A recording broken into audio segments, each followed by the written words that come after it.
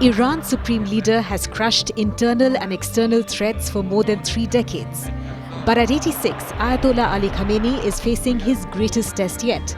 And it's not because of his ailing health. His archenemy, Israel, claims to have control over Iran's skies, has been decimating the country's military leadership, and is bombing nuclear sites one after the other. And in the last few days, both the US and Israel have hinted that taking out Khamenei is their war goal. Israeli Prime Minister Benjamin Netanyahu said that eliminating Khamenei would not escalate the conflict, but would end it. Then US President Donald Trump posted on Truth Social that he knew exactly where Khamenei was hiding, warning, "We are not going to take him out, at least not for now, but our patience is growing thin." And later, Israel's Defense Minister Katz declared that Khamenei cannot continue to exist. אדם עומד עשרות שנים בראש מעצמה. יש לו השפעה אידיאולוגית רבה. הוא מפעיל אותה ואומר שהוא בעד השמדת ישראל.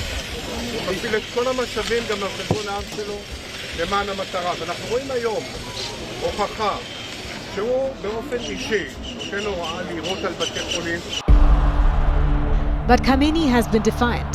In a recent video address, he vowed the Iranian nation is not one to surrender and warned that if the US steps in, it will bring irreparable damage to them.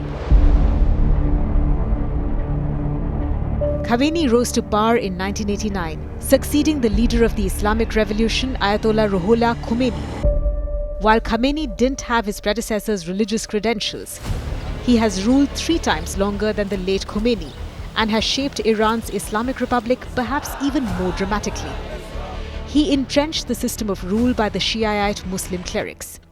That essentially secured his place in the eyes of hardliners. Simultaneously, Khamenei built the paramilitary Revolutionary Guard into the dominant force in Iran's military and internal politics. The IRGC boasts Iran's most elite military and oversees its ballistic missiles program, along with its international arm, the Quds Force, as well as the Axis of Resistance. Iran has considerable power across the region.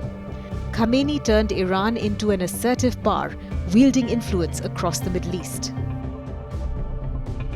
He stopped the rise of reformists by rallying the clerical establishment. Unelected bodies run by Shiite Muslim clerics succeeded in shutting down major reforms and barring reform candidates from running in elections. The Revolutionary Guard and Iran's other security agencies crushed waves of protests that followed the failure of the reform movement. In less than a decade, Iran has witnessed bursts of anger over the state of the economy due to sanctions and the death of Mahsa Amini for not wearing a headscarf properly. But these voices have been ruthlessly crushed. Hundreds have been reportedly killed in crackdowns on protests, and many more have been arrested and allegedly tortured.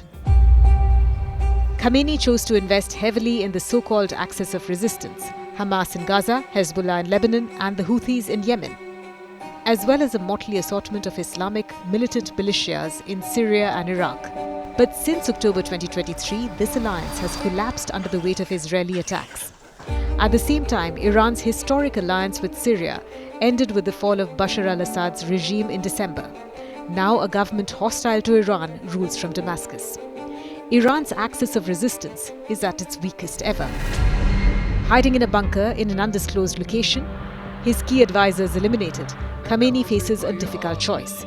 He could escalate Iran's retaliation against Israel and risk even heavier damage from their bombardment. Or he could seek a diplomatic solution that keeps the US out of the conflict. But that could amount to having to give up the nuclear program that he has put at the center of Iranian policy for years.